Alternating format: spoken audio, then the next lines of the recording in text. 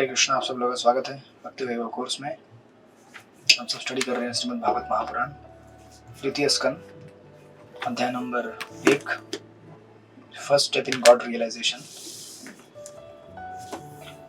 ईशा अनुभूति का प्रथम सोपान। तो हम लोग लास्ट टाइम श्लोक नंबर 3 पे रुके थे। प्रथम स्कंद के अंत में परीक्षित महाराज ने सुखदेव गोस्वामी से प्रश्न पूछा कि जो व्यक्ति मरणासन्न है, मृत्यु के करीब है, उसके लिए उसे किस चीज को करना चाहिए और किसे नहीं करना चाहिए। तो द्वितीय स्कंद के शुरुआत में सुखदेव गोस्वामी प्रथम श्लोक में उनके प्रश्न को ग्लोरीफाई करते हैं और फिर उनके प्रश्न की स्तुति करने के बाद दूसरे श्लोक से उनके प्रश्न का उत्तर देने का प्रयास करते हैं। वो बताते हैं पहले क्या नहीं करना चाहिए, है ना, what is do and what is don'ts, क्या करना चाहिए क्या नहीं करना चाहिए। तो क्या नहीं करना चाहिए उन्होंने श्लोक नंबर 2, 3 और 4 इन 3 श्लोकों में बताया है। तो द्वितीय श्लोक में उन्होंने बताया था कि सुनने के लिए तो ऐसे हजारों चीजें हैं। श्रोतव्यादिनी राजेंद्र नृणाम संति सहस्त्रश, राइट। तो ऐसे हजारों चीजें हैं संसार में जो आप सुन सकते हैं, पढ़ सकते हैं, देख सकते हैं या फिर उसको एंजॉय कर सकते हैं, राइट। तो उसे नहीं करना है। और फिर उन्होंने तीसरे श्लोक में बताया था कि प्रायः देखा जाता है कि संसार में लोग 2 प्रकार की गतिविधियों में बिजी रहते हैं। पहली गतिविधि होती है दिन भर कार्य करना, पैसा कमाना, ताकि उससे हम लोग रात को आराम से चैन की नींद सो सके या फिर इंद्रिय तृप्ति कर सके। तो निद्रा है थे रक्तम भवायने च भवाय च दिवाचार थे हयाराजन कुटुंब भरणे नवा। संसार में लोग कुटुंब का भरण पोषण करना, उसका मेंटेनेंस करना। बिल्डिंग बनाया है तो अभी उसको मेंटेन करना पड़ेगा ना, राइट। पेड़ लगाया है तो उसको पानी देना पड़ता है और साथ में सिर्फ पानी देने से नहीं चलता है, उसको कोई कीट ना लग जाए, कोई दूसरा जानवर आके खा ना जाए, ये सब भी देखना पड़ता है। तो इस तरह से माली का जीवन पूरी तरह से बगीचे में बिजी हो जाता है। पौधे लगाओ, पौधों को बड़ा करो, फिर उन पौधों में कोई कीट नहीं लगनी चाहिए, इसलिए खाद डालते रहो, फर्टिलाइजर डालते रहो, इंसेक्टिसाइड पेस्टिसाइड। और इंसेक्टिसाइड पेस्टिसाइड खरीदने के लिए पैसा लगता है, तो पैसा कमाओ, बराबर ना। यहाँ से लेते यहाँ डाल देते हैं, बस वही होता है और कुछ होता नहीं है। अब वहां से उठाते हैं और यहाँ जाके रख देते हैं। इस तरह से सारा जीवन बीतता जाता है और हमें समझ में नहीं आता कि जीवन का टाइम किस तरह से बीतता जा रहा है, राइट। और संसार में लोग ना ही इस चीज की कभी इंक्वायरी करते हैं कि हमारा जीवन अगर इस तरह से बीत रहा है तो लोगों को लगता है अच्छा है, इस तरह से जीवन बीतना चाहिए ना, और क्या करना है जीवन में, है ना। खाओ पियो, मजा करो, एंजॉय करो, और जीवन का उद्देश्य है भी क्या। There is no purpose in life. और इस तरह से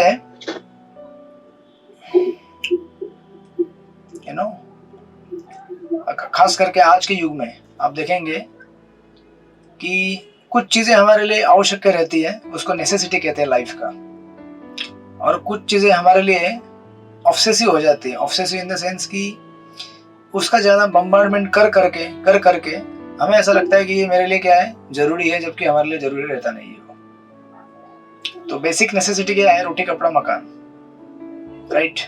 एक रहने के लिए अच्छा घर हो जिसमें बिजली हो, लेकिन उसमें इतना ही कहा है कि बिजली होनी चाहिए, ये नहीं कहा था कि उसके अंदर टीवी भी होना चाहिए, उसके अंदर एक बड़ा ओवन भी होना चाहिए, उसके अंदर एक बड़ा रेफ्रिजरेटर भी होना चाहिए। ये सब नहीं कहा था। एक घर 4 दीवारी का जो आपको हवा पानी से बचा सके। लेकिन फिर इंसान ने क्या कर दिया कि टीवी में ऐड देख देकर पगला गया हो, तो बोला कि नहीं, मुझे भी फ्रिज चाहिए ताकि मैं फ्रेश खाना तो नहीं खाने की इच्छा है, बासी खाना बासी बना के खाते रहूंगा, राइट। फ्रिज मतलब क्या है? बासी खाना खाने के लिए रहता है फ्रिज, बराबर ना। आप लोग बोलेंगे ऐसा क्या बोल रहे हैं आप, हमारी आज की नेसेसिटी है। सब्जी हम लोग फ्रिज में रखते हैं, यू नो। पहले जमाने में तो इतना कुछ फ्रिज नहीं रहता था, फिर भी लोग अच्छी तरह से सब्जी खाते थे, नहीं? सुबह लाया, बना दिया, फ्रेश, फिनिश। अभी लोग ऐसे हैं, एक हमारे कांग्रेगेशन की डिवोटी है, यहीं पे प्रोग्राम में आते हैं, तो बीच में उनका काफ़ी स्ट्रगल हो रहा था चैंटिंग में। तो मैं बोला क्या हुआ? बोले घर में भोजन बनाना पड़ता है। तो मैं इंक्वायरी किया तो पता चला कि भोजन बनाना पड़ता है, बर्तन भी धोना पड़ता है ना। पहले एक कुक रखा था उन्होंने, बाद में जब इन्होंने 16 राउंड चालू किया तो बोल रहे कि मज़ा नहीं आ रहा, ये जो कुकिंग कर रहा है उसमें हमें आनंद नहीं आता है, तो उसको निकाल दिया। तो अभी अब क्या करेंगे, बनाओ खुद। अभी नॉन डिवोटी के हाथ से नहीं खाना है, तो अभी खुद बनाना पड़ेगा। तो मैं पूछा ऐसे पूछते पूछते, वो बोले कि हम लोग सुबह बना देते हैं, एक बार फ्रिज में रख देते हैं पूरे, अगले दोपहर शाम सभी के लिए। तो रात को आते हैं, निकालते गरम करके खा जाते हैं। तो इस तरह से दिस इज वन लाइफस्टाइल बन गया है लोगों का। तो ठीक है, यहाँ तक भी ठीक है, थोड़ा ऑब्सेसिव हो गया है, बट देन कुछ चीजें इस हद तक चली जाती है कि वो एडिक्टिव बन जाती है, कंपलसरी बन जाती है हमारे लिए। मतलब उसके बगैर हम जी ही नहीं पाएंगे। लाइक फॉर एग्जाम्पल, अगर अभी आपको आपके उदाहरण पता है कौन सी चीजें आपके लिए कंपल्सिव हो गई हैं, हालांकि वो जरूरी नहीं है, लेकिन इतनी कंपल्सिव बन गई है कि उसके बगैर आप जी नहीं पाएंगे। दीजिए उदाहरण, ऐसी कौन सी चीजें जो आपके जीवन में मतलब एडिक्टिव बन गई है, कंपल्सिव बन गई है, जो कि वास्तव में जरूरत नहीं, लेकिन उसके बगैर आप जी नहीं पाएंगे।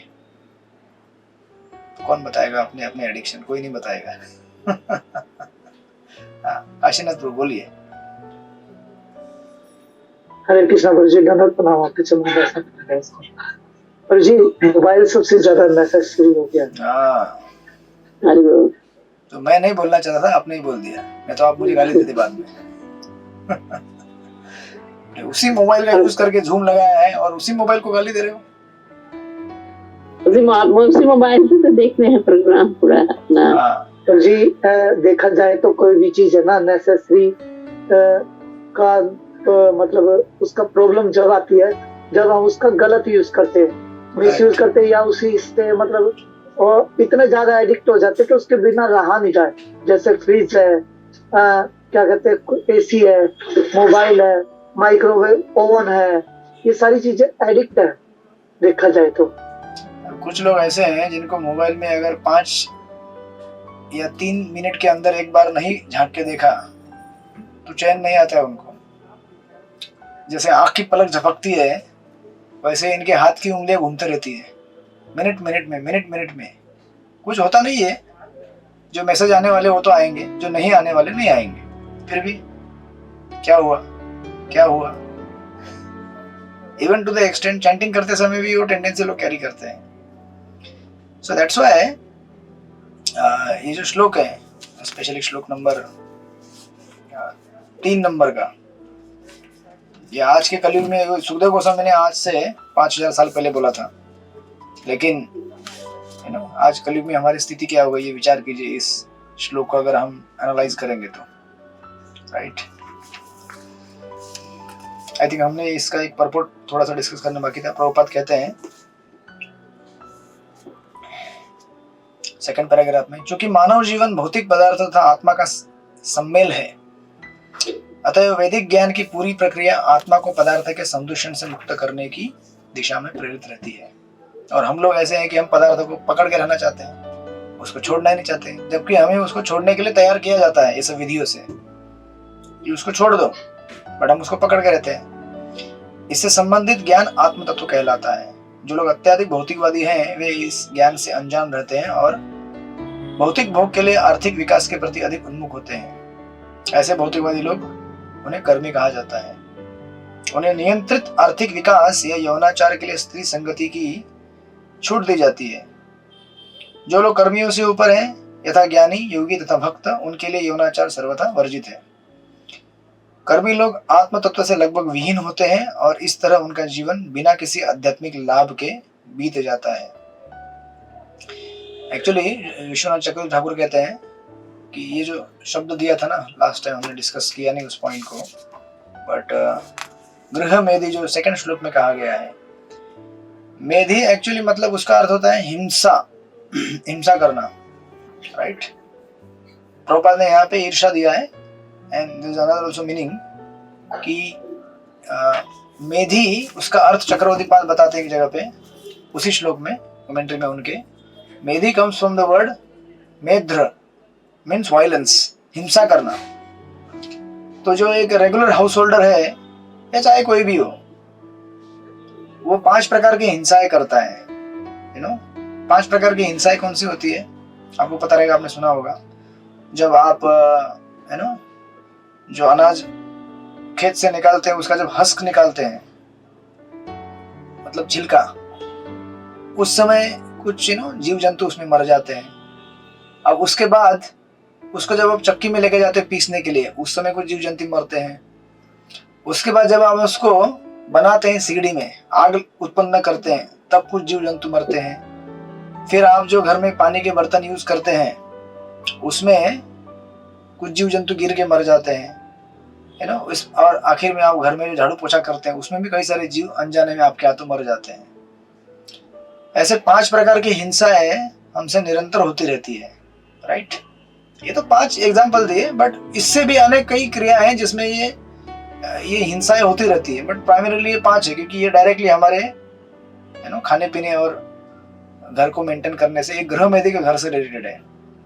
तो ऐसा नहीं कि गृह मेधि केवल, चाहे कोई आश्रम में भी रह रहा है तो आश्रम में भी ये क्रिया होती है ना। चक्की है यहाँ भी पीसने वाला, हमारा चौपाटी में किचन में एक चक्की रखा हुआ है जिसमें आटा पीसता है, गैस जलता है, पानी के बर्तन है, झाड़ू पोछा होता है, तो कई जीव मरते हैं। इसीलिए शास्त्रों में 5 प्रकार के महायज्ञ का वर्णन किया है, जो किसी भी गृहस्थ के लिए, खास करके जो भक्ति लाइन में नहीं उनको तो डेफिनेटली करना ही चाहिए, है ना। पंच महायज्ञ कहते हैं उन्हें, आपने कई बार सुना होगा। तो इसलिए ये जो यज्ञ जब करते हैं तो उससे उसको नलिफाई हो जाता है, यानी कि प्रायश्चित्त होता है उसका, राइट। अब इस तरह से जो लोग अपना जीवन बिता रहे हैं उनके लिए करना जरूरी, लेकिन बहुत सारे लोग करते नहीं है। दैट्स व्हाई प्रभुपाद कह रहे हैं यहाँ पे, यह मनुष्य जीवन न तो आर्थिक विकास के लिए कठिन श्रम करने के निमित्त है, न शुक्र कुकरों के भांति मैथुन में रत रहने के लिए है।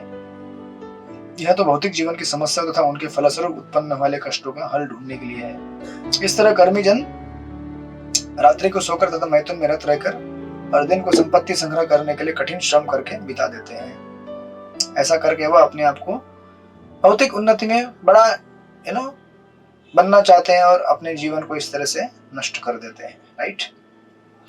और वैसे लोगों का वर्णन, अभी ये जो लोग हैं इस तरह से अपना जीवन क्यों बिताते हैं, यू नो, दिन और रात इस तरह से कष्ट क्यों करते हैं ये लोग। एक तो दिया कि रात को चैन से सोने के लिए और यू नो इंद्रिय तृप्ति करने के लिए, और क्या वजह है 4थे श्लोक में फिर बताते हैं सुखदेव गोस्वामी, पढ़िए।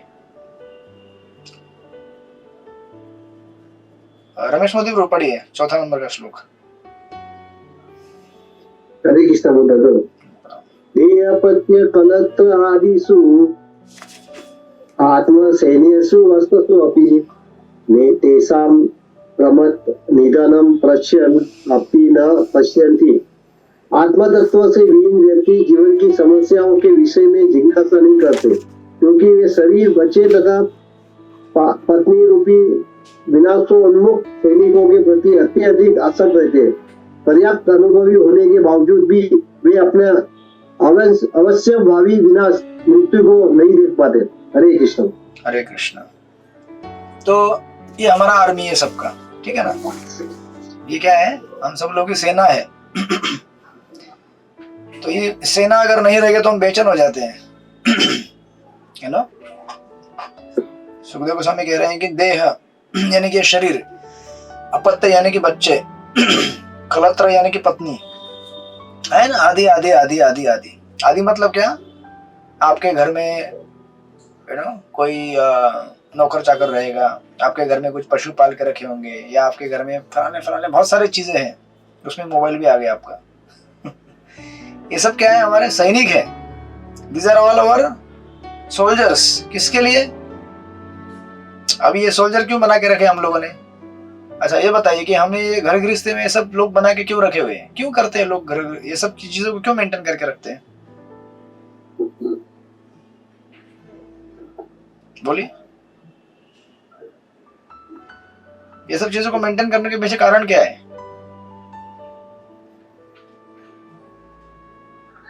ताकि प्रभु जी वो मेंटेन इसलिए किया जाता है क्योंकि भौतिकवादी इंसान है ना, कर्मी इंसान, वो धर्म अर्थ काम मोक्ष काम के जरिए है ना मोक्ष को चला जाए, ये रीजन पड़ा है मैंने तो उसमें भक्ति रसामृत सिंधु के तहत। ओके, अब तो एकदम एडवांस लेवल में है। धर्मार्थ काम मोक्ष, ठीक है, तो ट्रेडिशनल वर्णाश्रम व्यवस्था के हिसाब से वो जीवन जीने का प्रयास करता है, ठीक है। लेकिन हम यहाँ पे उस व्यक्ति की बात नहीं कर रहे हैं, उस व्यक्ति की बात कर रहे हैं जो गृहमेधी है, गृहस्थ नहीं। तो ऐसे लोग इन सारे सैनिकों को मेंटेन क्यों किया जाता है? क्योंकि आपको लड़ाई लड़नी है ना। देखिए लोग क्या कहते हैं, अरे अगर कुछ संकट होगा, समझो अगर कोई बीमार गिर गया, जैसे हमारे आश्रम में कोई अगर कोई बीमार गिरता है, कोई दूसरा ब्रह्मचारी जाता था, क्या करेगा उसको? कैसा है रे, दवाई लिया, हाँ लिया, ठीक है, वो दवाई ले लो ठीक हो जाएगा, बस इतना बोल के निकल जाता है। तो अभी ये कुछ भी लोग इसको बोलते हैं क्या इनसेंसिटिव है यार, कम से कम मेरे साइड में बैठता, थोड़े मेरे सर पे हाथ रखता, थोड़ा सा पूछता कितना टेम्परेचर है, क्या है, कुछ दवाई लाके दूं क्या, कुछ फ्रूट्स लाके दूं क्या, थोड़ा मसाज करूं क्या, बराबर है ना। अब ये ट्रीटमेंट जिसको मिलता है उसको मालूम है इस ट्रीटमेंट का क्या क्या दवाई है वो। तो अगर आप समझो घर में बीमार गिर गए हैं, और अगर आपको समझो पत्नी बीमार गिर गई है और पति अगर खाली फोन पे पूछ दे, हाँ ठीक है दवाई ले लेना ठीक हो जाएगी, ठीक है रिलैक्स, पत्नी बोलेगी कैसा पति है यार ये, कुछ उसको इमोशंस नहीं है, कुछ सेंसिटिविटी नहीं है, है ना। और बीमार गिरेगा वो, या मतलब जो भी रहेगा पति या पत्नी। और अभी ये आश्रम कैसा है, मतलब ब्रह्मचर्य आश्रम इज अनदर सेटअप, जहां पे ऐसा नहीं कि there are no emotions, people are not insensitive, but the structure is more or less kind of, but of course ऐसा इनकरेज नहीं किया जाता है, हमेशा पर्सनल रिलेशनशिप के ऊपर एम्फेसिस रहता है, बट वो भावना है वैसी कि दैट्स ओके ना, बीमार गिरे तो ठीक हो जाएंगे आप, इसमें इतना क्या करने का जरूरत है। बट अगर ब्रह्मचारी आपको आके थोड़ा सा ऐसा हाथ लगा दे और बोले ठीक हो जाओगे, अच्छा लगेगा ना उसको भी, मना थोड़ी किया गया है। तो अभी अगर ये सैनिक अगर हमारे साथ में रहेंगे, तो ये सैनिक किसके लिए है? लड़ाई करने के लिए। किसके खिलाफ लड़ाई करने के लिए? अब ऑफ कोर्स उनके लिए, एक गृहस्थ के लिए सैनिक माया के खिलाफ लड़ाई करने के लिए भी होते हैं, पति पत्नी they are meant for fighting माया, बट एक गृहमेधी के लिए इसलिए ताकि हमारी इंद्रिय तृप्ति में अगर कोई बाधा है तो उसको फाइट करने के लिए, राइट। तो एक अलग अलग लेवल का वो कंफर्ट है, from physical to emotional to intellectual to ego level के अनेक कारण है उसके। और उसमें और एक कारण है कि ये जब सैनिक है सारे, तो उसको क्या लगता है, जैसे यहाँ पे प्रभुपाद कह रहे हैं कि ये व्यक्ति उन सारे सैनिकों के प्रति क्या रहता है, अत्यधिक आसक्त रहता है, और पर्याप्त अनुभव होने के बावजूद भी वे अपने अवश्यगामी विनाशी मृत्यु को नहीं देख पाता। यानी कि उसे क्या लगता है, मृत्यु आज तक सबको आगे गई है, तो कुछ ऐसे इल्यूजन में रहते हैं लोग कि शायद मैं नहीं मरूंगा।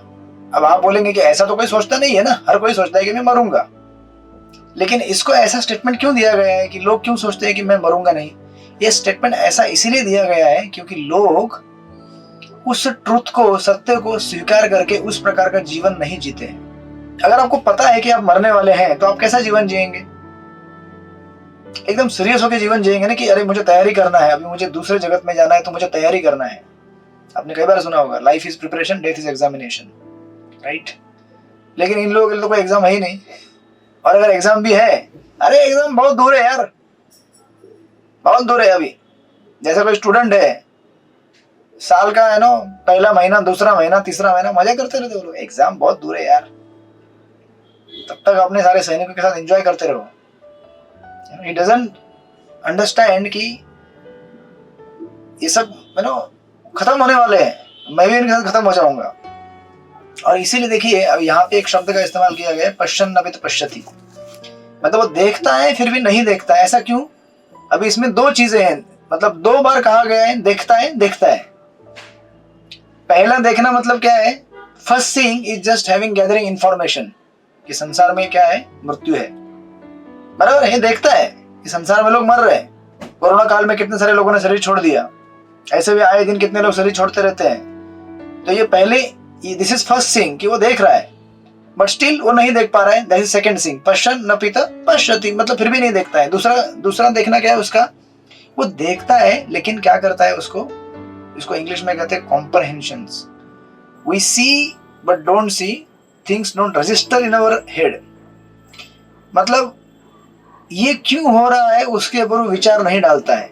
देखिए हम लोग जीवन में जब तक किसी घटना के ऊपर विचार विमर्श नहीं करते, उस चीजों के ऊपर कॉन्टेम्पलेशन नहीं करते, उसको एनालाइज नहीं करते, तब तक वो चीज हमारे लिए अनदेखी हो जाती है, देखा भी नहीं देखा भी हो गया, राइट।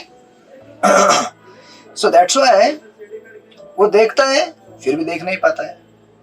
अगर उसने देखा है कोई मर रहा है तो उसको एनालाइज करना चाहिए ना कि क्यों मर रहा है ये, इसके पीछे कारण क्या है, इसका उपाय क्या होना चाहिए, वो विचार ही नहीं करता, राइट। इसके लिए उसके लिए वो जो देखना है वो क्या हो जाता है, इररिलेवेंट हो जाता है, मतलब ना देखने के बराबर ही हो गया, नहीं देखने के बराबर है। क्यों? वो सोचता है मृत्यु बहुत लंबा है यार, अभी मेरे लिए ये क्वेश्चन क्या है, इररिलेवेंट है, अभी मुझे क्या है एंजॉय। अभी हम में से बहुत सारे लोग ऐसे ही हैं, है ना, हम लोग साधक भी हैं फिर भी हम लोग इस भ्रम में रहते हैं हमेशा, अरे बहुत लंबा है यार, अभी जप करेंगे आराम से। किसने कहा है इतना विगरसली जप करने के लिए? अभी कौन कहता है? कल है ना, कल करेंगे हम लोग। तो नॉन डिवोटी के लिए आपने कई बार सुना होगा, नॉन डिवोटी के लिए माया क्या करती है, डायरेक्ट अटैक करती है, मतलब उसके लिए अटैक करने का सवाल ही नहीं, वो बेचारा अटैक में ही है माया के, तो माया के गोद में बैठा हुआ है। और जो साधक रहता है उसके लिए माया क्या बोलती है, वो बोलती है सरेंडर कर, लेकिन इतना मत कर यार, कौन तेरे को बोला है इतना सरेंडर करने के लिए, सुबह सुबह 3 बजे उठ के जपा करने। मैं कह रही हूँ ना सरेंडर कर, लेकिन थोड़ा आराम से।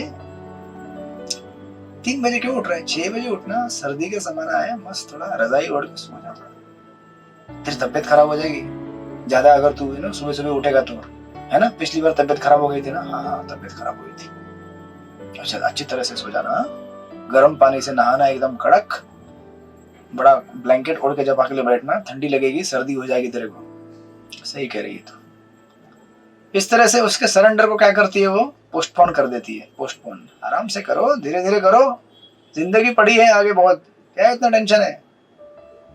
अब हमारे आसपास तो वातावरण ऐसा ही है, फिर हम लोग भी बोलते हैं हाँ यार जिंदगी पड़ी है, कौन इतना टेंशन, है ना, जो कल होगा तो देखा जाएगा।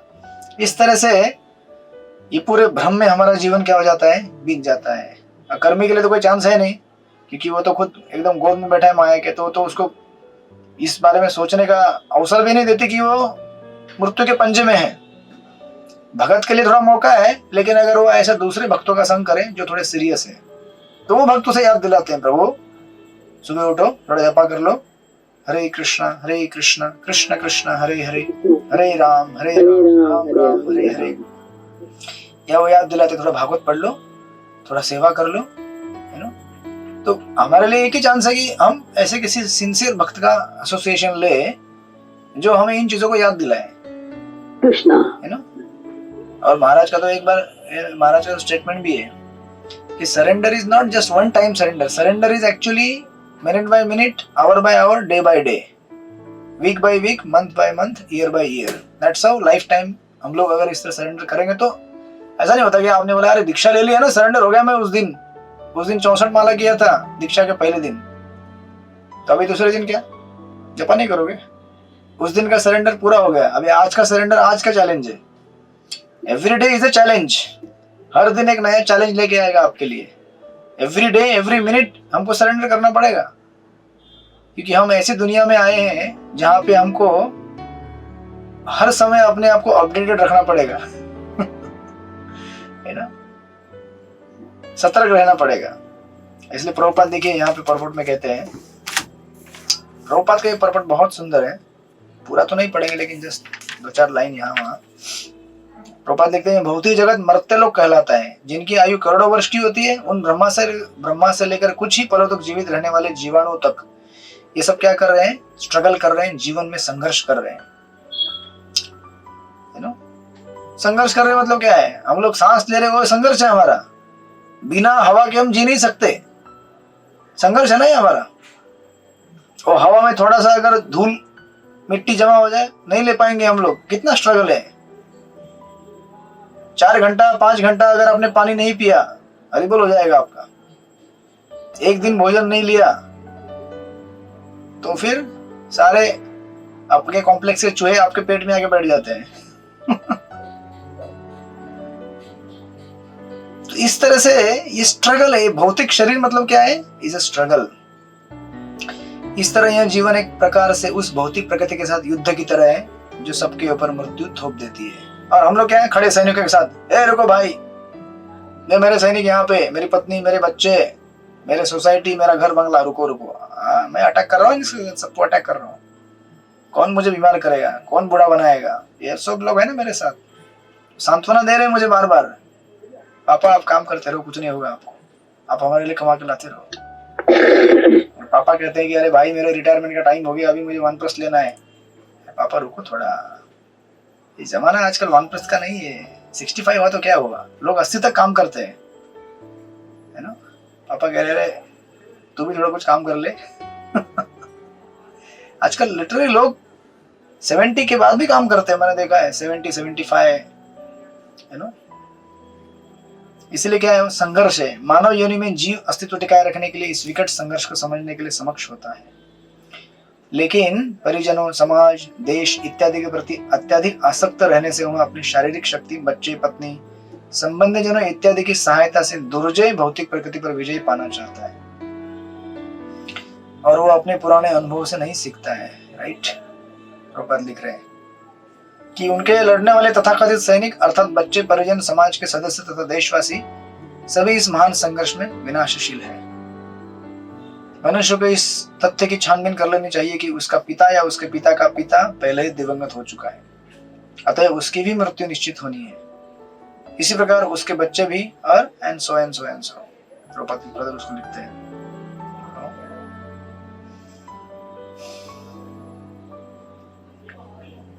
प्रभुपाद का आगे देखिए, सुंदर लाइन लिखा हुआ है।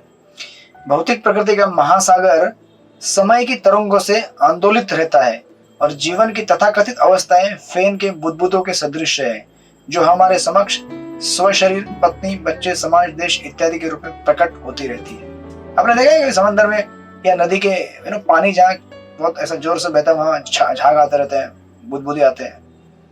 कितने समय के लिए आते हैं बुदबुदे? कुछ सेकंड के लिए आते हैं, फुसफुस होते हैं, वो करते हैं फुसफुस, मैं भी हूँ, जिंदा हूँ मैं, फुसफुस कर गायब हो जाते हैं। एक्चुअली राधानंद महाराज का एक लेक्चर है, महाराज इस तरह से बोलते हैं कि our society, our children, our wife, our prestige, our जो भी हमारे पास है, ये क्या है? ये इस महासागर में आने वाले बुदबुदों के समान है। It's like a foam on the water of ocean. कुछ समय के लिए आएगा, और वो आपने देखा कभी वो जो बच्चे खेलते हैं ना, वो ऐसा हवा देकर निकालते हैं फोम से, वो ऐसा क्या क्या करते हैं आप उसको? बच्चे खेलते हैं, वो ऐसा फोम निकालते हैं, ऐसा एक छड़ी रहता है, उसमें हवा फूक फूक के, हम ही खेले बचपन में, वैसे बलून निकलते रहते हैं फेन के। नहीं देखा आप लोगों ने? तो जो भी बलून निकलता है वो क्या होता है? थोड़े समय में फट फट फट फट। महाराज वैसे कहते हैं कि ये जितने भी बलून है आपके आसपास, वो क्या है? थोड़े समय में फट फट फट फट फट फट सब फूटने के लिए तैयारी में है, फटने वाले हैं वो। और हम लोग क्या कर रहे हैं? अरे इतने सारे बलून है यार, रंग बिरंगी है, इतना मजा आ रहा है, उसमें ही रम जाते हैं हम लोग। लेकिन याद नहीं रहता कि हमारा शरीर, उसके साथ साथ जितने भी बलून है सारे क्या है? कुछ क्षण भर के साथी है हमारे, जो हमारा साथ छोड़ के जाएंगे।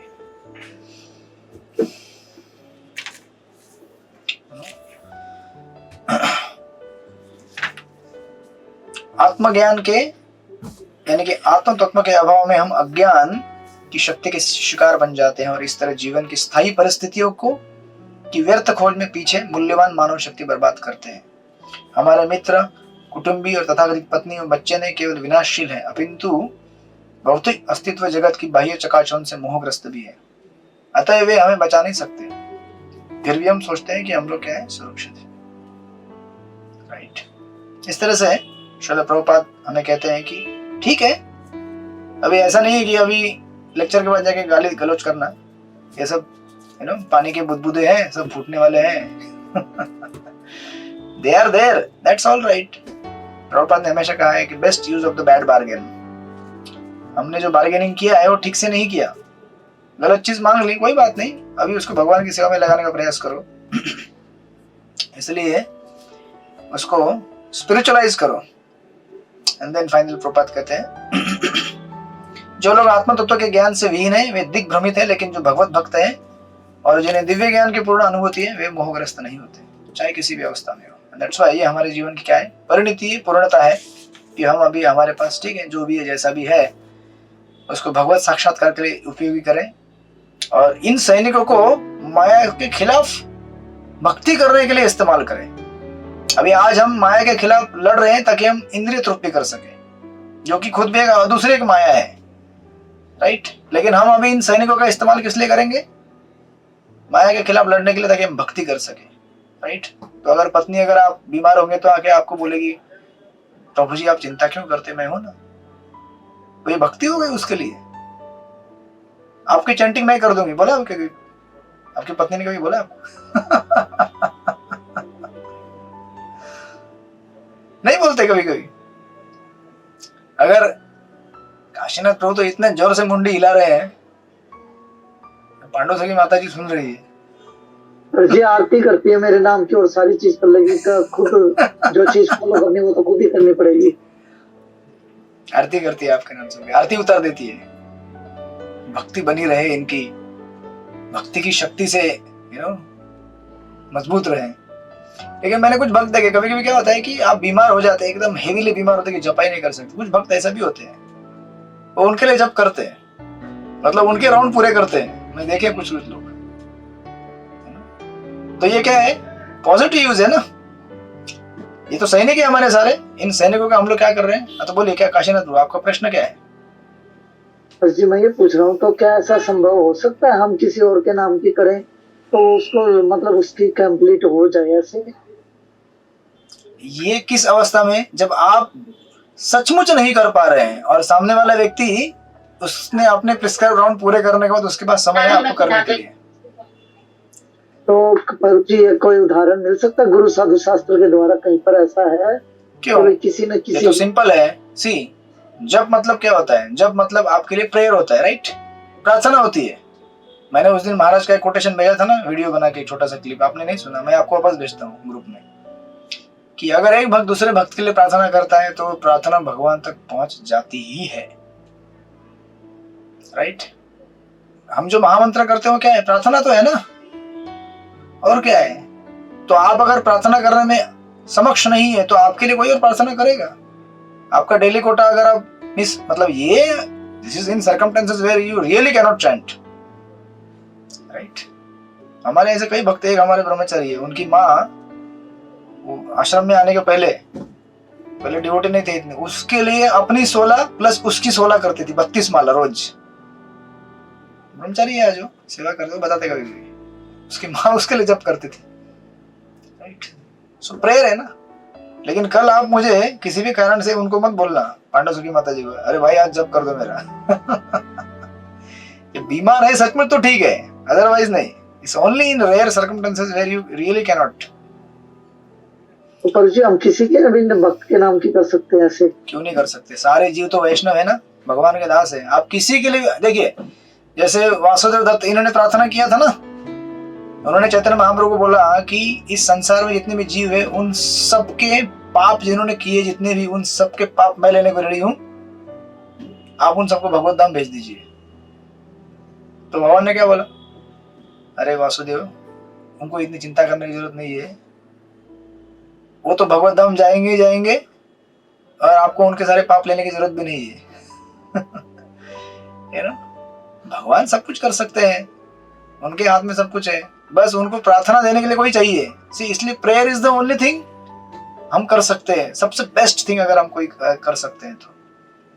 बाकी आप संसार में क्या कर सकते हैं, क्या हेल्प दे सकते हैं लोगों को? घर बना के देंगे किसी के लिए, किसी को रोटी कपड़ा मकान देंगे, राइट, गरीबों को पैसा देंगे, ये सब हेल्प टेम्पररी है। मैं ये नहीं बोलता हूँ कि ये हेल्प नहीं है, this is a help, but ये हेल्प आपके परमानेंट प्रॉब्लम को सॉल्व नहीं करने वाला है। जीव जो है वो भूखा है, गरीब है, इसके लिए नहीं क्योंकि उसके पास खाने के लिए नहीं है या फिर पैसा नहीं है, इसके लिए क्योंकि उसके पास भगवान की भक्ति नहीं है। जिसको अब देखिए ना, आपने देखे कई संत साधु ऐसे भगवान के भक्त बन गए, दिन में एक टाइम खाते हैं, सुखी रहते हैं। वृंदावन में ऐसे कितने बाबा जी हैं जो मधुकरी करके जीते हैं, कभी जो मिला मिला, नहीं मिला नहीं मिला, जैसा मिला वैसा मिला।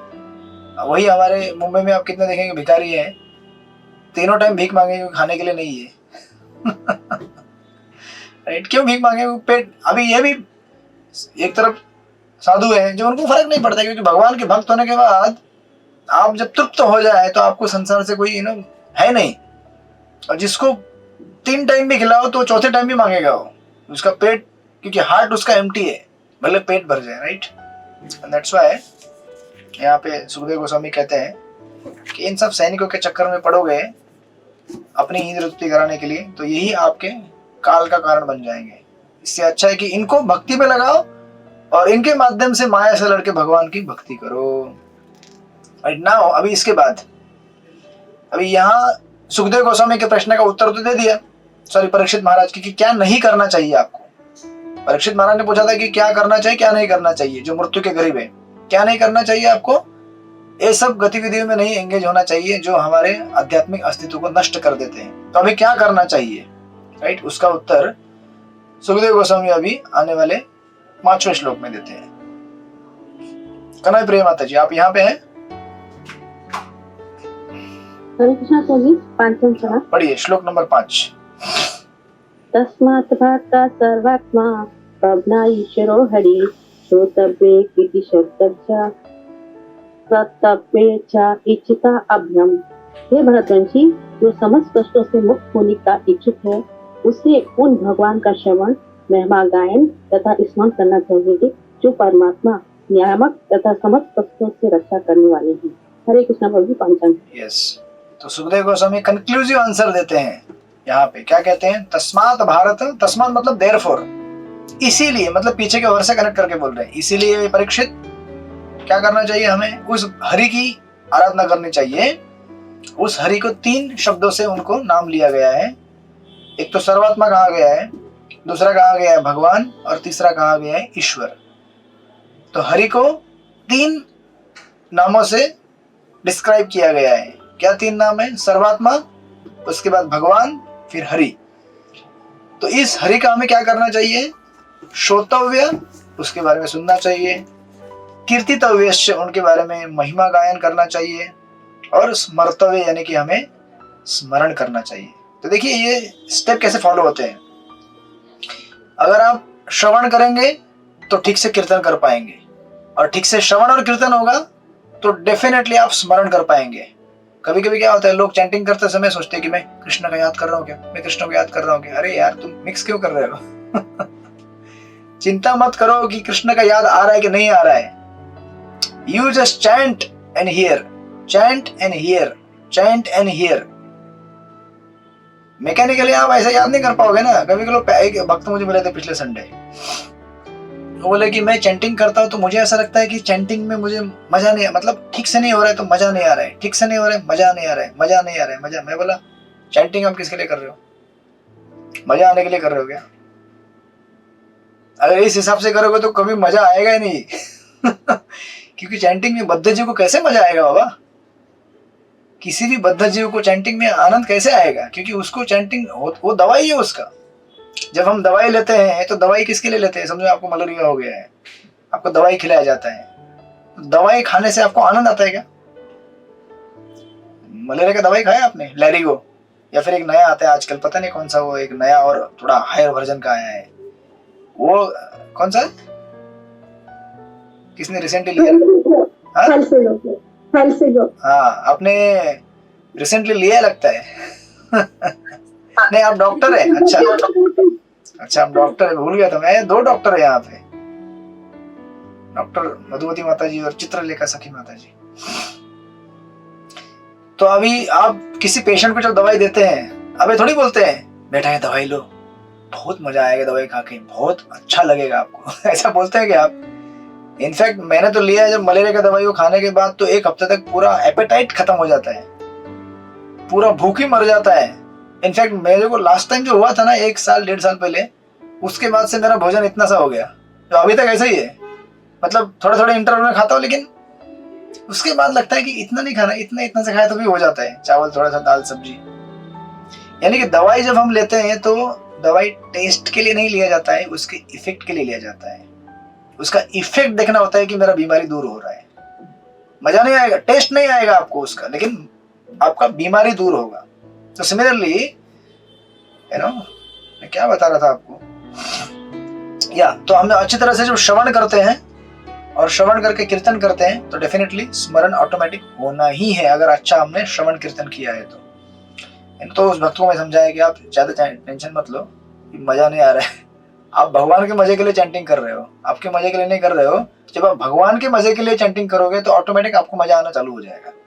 और अगर आप ये सोचोगे कि मेरे आनंद नहीं आ रहा है, मेरे को आनंद नहीं आ रहा है, तो फिर आप क्या हो गए, आई सेंटर हो गए, सेल्फिश हो गए। बरसाने किशोर माता जी आपको कुछ बोलना है? नहीं बोलना है, सेटिस्फाइड है माता जी चैंटिंग में। तो कुछ भक्त ऐसे उनकी 32 माला रोज देखता हूँ मैं, बड़ा आनंद आता है 32, 20, 24, 25 करते हैं कुछ लोग, कुछ भक्त है हमारे दूसरे 64 माला करने वाले, 48 माला करने वाले। प्रभु जी हरे कृष्ण। सृष्टिपति प्रभु ने ऐसा किया, अरे बाप रे क्योंकि हम लोग क्या है 16 है, हमारा 16 होता है, मुश्किल से 16 पहुंचा देते हैं रात को 8-9 बजे तक। बोलिए सनातनी कालिंदी माता जी। हरे कृष्ण प्रभु जी, कभी कभी मेरा 2 बजे नींद खुलता है तो मैं बिना नहाए जपा कुछ कर लेती हूँ, तो चलता है क्या? भगवान का नाम यहाँ पे बोला है ना, तस्मात् भारत सर्वात्मा, है ना। ऑफकोर्स ये श्लोक नहीं, और एक श्लोक है इसी एंगल में, वो आगे आएगा आपको, कि हर समय हर विधि कहीं भी आप भगवान का नाम ले सकते हैं, उसमें कोई ये नहीं है। ऐसा नहीं है कि आप अभी स्नान नहीं किए हैं तो अरे अभी भगवान को छूंगा तो अपवित्र हो जाएंगे। अरे हम लोग पवित्र होते हैं भगवान का नाम लेने से, एक बार हमको बुक डिस्ट्रीब्यूशन में मिले थे एक व्यक्ति, वो बोले हमने मछली खाया, हम भगवत गीता को हाथ नहीं लगा सकते। मैंने बोला तो फिर आपके लिए पक्का है, आप पक्का हाथ लगाओ उसको, जो मछली खाया ना वो पाप दूर होगा आपका उसको हाथ लगाने से, राइट। चैतन्य महाप्रभु की कथा है ना गोपाल गुरु की, तो गोपाल गुरु करके एक छोटे बालक थे, उन्होंने कहा कि भगवान का नाम आप जब 2 नंबर के लिए जाते तभी भी लेना चाहिए मतलब कोई भी अवस्था हो, क्योंकि हमको मृत्यु कब आएगा हमको मालूम नहीं है ना, कभी मृत्यु आ सकता है। हम बोलेंगे अरे अभी ये ऑस्पिशियस टाइम नहीं है, रात का समय है, नहाया नहीं है, तो अभी चाहे जप नहीं करेंगे, और उसे मृत्यु आ गई तो कभी भी किसी भी वक्त हरे कृष्णा कृष्ण कृष्ण हरे हरे, हरे राम राम राम हरे। शिष्टाष्टक में तो कहा गया है ना, भगवत नाम लेने के लिए कोई नियम विधि इन द सेंस की कोई काल ये नहीं होता है, समय कभी भी किसी भी वक्त। तो ये 3 नामों से उनको उच्चारित किया गया है। श्रील विश्वनाथ चक्रवर्ती ठाकुर इसका अर्थ देते हुए कहते हैं कि भगवान को, हरि को इस 3 नामों से क्यों एड्रेस किया गया है। एक तो पहला कहा गया सर्वात्मा, ये इसीलिए क्योंकि वहां जितने भी भगत सुन रहे हैं भागवत कथा, उसमें 3 कैटेगरी के लोग हैं। अब सर्वात्मा यानी कि उसमें कुछ ऐसे योगी बैठे हैं जिनके लिए उनके आराध्य कौन है, परमात्मा, राइट। तो अभी उनको डर है, अभी समझो सुखदेव गोस्वामी ने अगर ऐसा बोल दिया होता कि हरि का स्मरण करो, तो हरि मतलब भगत लोगों के लिए, भक्तों के लिए, तो ये लोग टेंशन में आ जाते हैं, अरे तो हमारे लिए कौन है, फिर हमारे लिए कोई है कि नहीं। तो और उनका चिंता क्या है कि मुझे मुक्ति कैसे मिलेगा इस जगत से, मैं इस जगत से मुक्त कैसे हो पाऊंगा। उनको डर है कि मैं कहीं बद्ध ना हो जाऊं संसार में। तो सुखदेव गोस्वामी कहते हैं कि अरे भाई वो जो हरि है ना वही परमात्मा है, तो उसका आप आराधना करो, आपकी मुक्ति निश्चित है। तो ये पहले कैटेगरी के लोग हो गए सर्वात्मा, योगी लोग। फिर उनको भगवान करके एड्रेस किया गया है क्योंकि उस असेंबली में भगवान के भक्त भी हैं। तो फिर इसलिए सुखदेव गोस्वामी कहते हैं कि ये जो रागानुगा भक्त है इनका चिंता क्या है कि मैं भगवान को स्पॉन्टेनियसली प्रेम कर पाऊंगा या नहीं कर पाऊंगा, यू नो, मैं भगवान को स्पॉन्टेनियसली प्रेम करना चाहता हूँ। अभी जो भक्त है वो परमात्मा से प्रेम नहीं करेंगे, वो किससे प्रेम करेंगे? भगवान से प्रेम करेंगे। क्यों? क्योंकि भगवान के 6 अलग अलग ऑपुलेंसेस है। सी देखिए, किसी व्यक्ति को दूसरे व्यक्ति से प्रेम कब होता है? जब वो उसके अच्छे गुणों को देखता है, बराबर है? वो सुंदर है, वो बुद्धिमान है, धनवान है, यू नो, और सामर्थ्यशाली है, ऐसे अनेक अनेक गुणों को, और वैराग्य, ये जो 6 ऑफलेंसेस, यू नो, गीता में आपने पढ़े होंगे, वो दिखाए हैं भगवान के। ये 6 क्वालिटीज, अभी हम सब में तो 6 के 6 नहीं हो सकते ना, किसी में एक होता है, किसी में, उससे हम लोग घायल हो जाते हैं। अरे क्वालिटी क्या धनवान है यार, बस, या क्या रूपवान है, क्या विद्वान है। जिसके पास 6 के 6 क्वालिटी हो वो तो पूरा घायल हो जाएगा उसको देखकर, अगर वास्तविक देखेगा तो भक्त लोग भगवान से प्रेम करना चाहते हैं जिनके अंदर क्वालिटीज है, और उन क्वालिटी से भगवान क्या करते हैं? भक्त का हृदय छीन लेते हैं। कि देखते हैं आप राधा, मदन मोहन, राधा गोपीनाथ, राधा गिरधारी, उनका दर्शन लेते हैं, मोहित हो जाते हैं, क्या सुंदर है भगवान, क्या सुंदर है, बस उनके प्रेम में पड़ जाते हैं। तो भक्तों के लिए क्या है? भगवान, या फिर भगवान कितनी कृपाशाली है, भगवान कितने कर्तव्यशील है। जैसे प्रभु रामचंद्र है, कितना वैराग्य उनके अंदर है, यू नो, जिस सीता के लिए इतना लड़ाई किया, उसको लेके आ गए लंका से, इतना पूरा विश्व युद्ध कर, लेकिन एक धोबी ने कह दिया कि भाई जो स्त्री दूसरों के घर में इतना दिन तक रहे उसको कैसे रख सकते हैं, उसको त्याग दिया, यू नो, किसके लिए? एक आदर्श उदाहरण प्रस्तुत करने के लिए। तो ऐसा आदर्श राजा कैसे हो सकता, कहाँ मिलेगा हमको? इसलिए राम राज्य चाहिए हमको। राम राज्य बन रहा है ना अभी आपके देश में, भारत में। क्यों राम राज्य लोग चाहते हैं? क्योंकि ऐसा आदर्श आपको कहीं मिलेगा ही नहीं, जो ऐसा ना हो कि लोग बोले कि अरे कितना आसक्त है अपनी पत्नी से, दूसरे के घर में रह के आई उसको अपने पास रख रहा है। तो इतनी बात, यू नो, इतना भी कलंक ना हो, इसलिए भले, हालांकि भले सीता की अग्नि परीक्षा हुई थी, सब कुछ, सीता प्योर थी, इतना प्रूव होने के बाद भी सीता को वाल्मीकि के आश्रम में भेज दिया। तो ऐसा आदर्श कहाँ मिलेगा? इस प्रकार जो भगवान के भक्त हैं वो भगवान के गुणों से आकर्षित होकर भगवान से प्रेम करते हैं, भगवान उनका हृदय चुरा लेते हैं। तो भक्तों का चिंता है कि अरे हमारे भगवान किधर है? आप सुखदेव गोस्वामी आचार्य ने जो कंक्लूजन दिया है उसमें हमारे भगवान नहीं दिख रहे है ना, भगवान बोल रहा हो ना, है ना। तो भगवान के बारे में बोल दिया, सेकंड लाइन, है ना, तस्मात् भारत सर्वात्मा भगवान। अभी ईश्वर किसके लिए बोला गया है? तीसरी चीज अपने क्या नाम है इनका, विश्वनाथ चक्रवर्ती ठाकुर, ये बोलते हैं कि ईश्वर उसके लिए कहा गया है जो वैदिक साधक हैं। तो भगवान के भक्त जो रहते हैं उसके 2 कैटेगरी, एक है रागानुगा, दूसरे है, आपने भक्त रसायन समूह में पढ़ा हुआ है, दूसरे है वैदिक साधक, यानी कि हम लोग साधक हैं, एक शुद्ध भक्त और हम लोग साधक हैं, 2 कैटेगरी। तो उस असेंबली में कुछ साधक भी बैठे हैं, और साधक को टेंशन क्या है? उससे भगवान को प्रेम नहीं हुआ है उसको, और ना ही परमात्मा के ऊपर प्रेम हुआ है उसको। साधक का टेंशन है कि भाई मेरी इंद्रियां इतनी विचलित होती हैं, उसको कौन नियंत्रित करेगा? मेरे इंद्रियों को अगर, यू नो, कंट्रोल नहीं करेगा कोई, तो मैं भगवान का भक्ति नहीं, उसका टेंशन वो रहता है एक साधक का। तो उस समय सुखदेव गोस्वामी कह रहे हैं, और ये सब इंद्रियों को कंट्रोल क्यों करना चाहता है? ताकि भगवान की सेवा कर सके, यू नो, ये साधक का टेंशन है हमारा सबका। तो हम में से बहुत सारे लोग जो भगवान का जप करते हैं इसलिए नहीं करते कि भगवान से प्रेम उत्पन्न हो गया है, हालांकि वो अल्टीमेट एंड है, हमको पता है, लेकिन हम लोग चाहते हैं कि यार मैं जप नहीं करूंगा तो मेरा मन विचलित हो जाता है, मेरी इंद्रियां एकदम, यू नो, बेचैन हो जाती है। मैं भगवान का जप करूंगा तो इंद्रियां शांत हो जाएंगी, फिर मैं भगवान की सेवा कर पाऊंगा। ऐसा स्टेप बाय स्टेप हमारा अप्रोच है, राइट। तो इसीलिए साधक उसको कहा गया है कि अरे ईश्वर है ना यहाँ पे। ईश्वर मतलब कौन? जो पूरे संसार को नियंत्रित करता है, राइट। तो सुखदेव गोस्वामी कहते हैं कि अरे भाई, जो पूरे संसार को नियंत्रित कर सकता है वो आपकी इंद्रियों को नियंत्रित नहीं कर सकता क्या? उसके लिए आपकी इंद्रिया क्या है? जो पूरे ब्रह्मांड को नियंत्रित करता है। इसलिए टेंशन मत लो, आपके लिए भी यहाँ पे क्या है? ईश्वर है।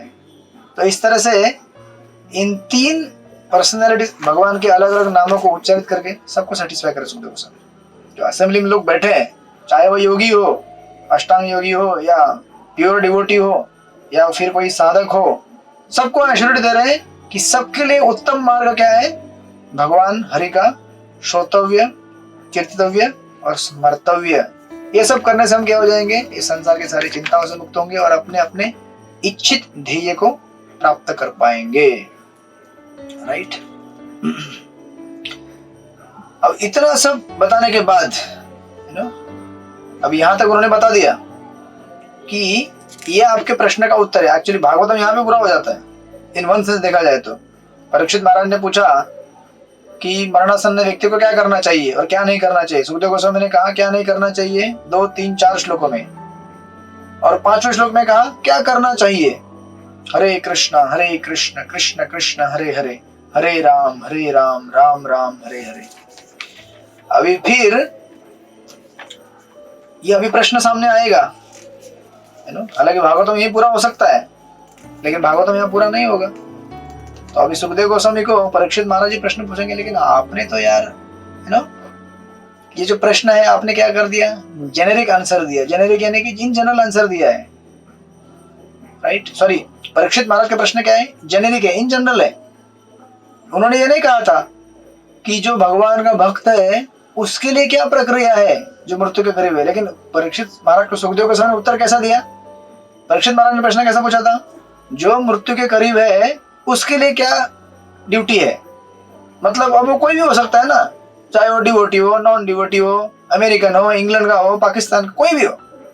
लेकिन सुखदेव गोस्वामी ने उत्तर दिया जो भगत है उसके लिए, अगर भगत मतलब अभी परमात्मावादी या फिर योगी, इनडायरेक्टली एक तरह के भगवान के अध्यात्म स्पिरिचुअलिस्ट है, अध्यात्मवादी है, उनके लिए प्रक्रिया है कि भगवान हरि का कीर्तन करे, भजन करे। तो अभी सुखदेव को परीक्षित महाराज बोलेंगे, या फिर कोई व्यंग्य कर सकता है कि अरे अब संसार में ऐसे कितने लोग हैं जो भगवान के भक्त हैं, आपने जो प्रिस्क्रिप्शन दिया है वो भक्तों के लिए दिया है, अध्यात्मवादी के लिए दिया है, उनके बारे में क्या, जो अध्यात्मवादी नहीं है उनका क्या होगा, उनके लिए क्या प्रिस्क्रिप्शन है।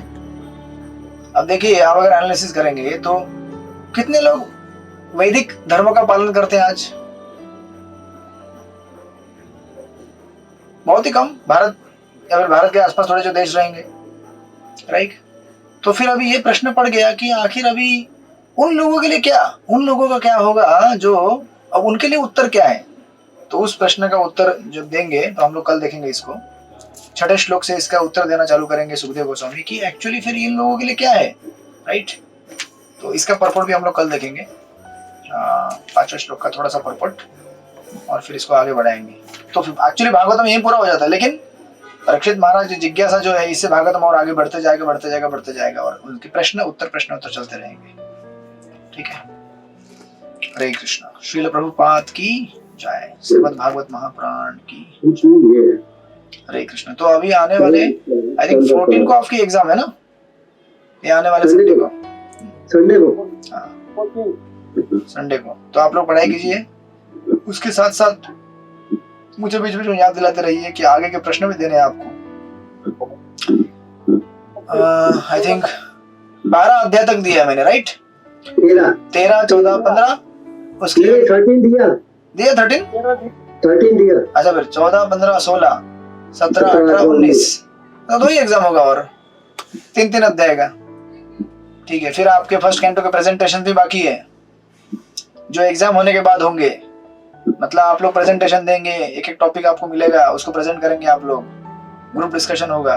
ठीक है, तब तक सेकंड कैंटो चलाते रहिए। सेकंड कैंटो वैसे हम लोग बहुत जल्दी करेंगे, अभी ये इनिशियल थोड़ा सा बिल्टअप कर रहे हैं, बाद में जब एक बार सृष्टि क्रम चालू हो जाएगा, सर्ग विसर्ग ये सब क्रिएशन फटाफट कवर हो जाएगा। अब चिंता मत कीजिए, अगले आने वाले 3-4 महीने के अंदर सेकंड कैंटो पूरा हो जाएगा आपका। फिर थर्ड कैंटो में एक बार एंट्री करेंगे तो 33 चैप्टर थर्ड कैंटो की, 33 चैप्टर्स। लेकिन उसमें भी जहां ज्यादा समय कहाँ लगता है, जहां पास्ट टाइम नरेशन आया है। क्रिएशन गणित आ जाए तो गणित हम लोग फटाफट सॉल्व कर देंगे। ठीक है, हरे कृष्ण। हम लोग कल मिलेंगे शाम को 6:45 बजे। वाञ्छाकल्पतरुभ्यश्च कृपा सिन्धुभ्यो च पतितानां पावनेभ्यो वैष्णवेभ्यो अनंत कोटि वैष्णव वृंद की जय। श्रील प्रभुपाद की जय। श्रीमद् भागवत महापुराण की जय। हरे कृष्ण। हरे कृष्ण। काशीनाथ प्रभु की जय हो। प्रभु जी, हाँ यस बोलिए ना। प्रेजेंटेशन के टॉपिक्स कब आप डिस्ट्रीब्यूट करेंगे? प्रेजेंटेशन के टॉपिक मैं सोच रहा हूँ एग्जाम होने के बाद सारे, क्योंकि जब तक आपका पढ़ाई पूरा नहीं होता है तब तक आपको पिक्चर नहीं आएगी कि क्या करना है क्या नहीं करना है। तो उसको समय देंगे ना फिर प्रेजेंटेशन के लिए। ऑब्वियसली समय देंगे ना, हाँ, तो डेफिनेटली ऐसा कुछ आएगा समय, गौर पूर्णिमा या कुछ ऐसा दे देंगे आपको 15-20 दिन का छुट्टी, उसमें क्लासेस नहीं करेंगे, आप लोग पढ़ाई कीजिए, प्रेजेंटेशन बनाइए, तैयार कीजिए, है ना। हरे कृष्ण। हरे कृष्ण।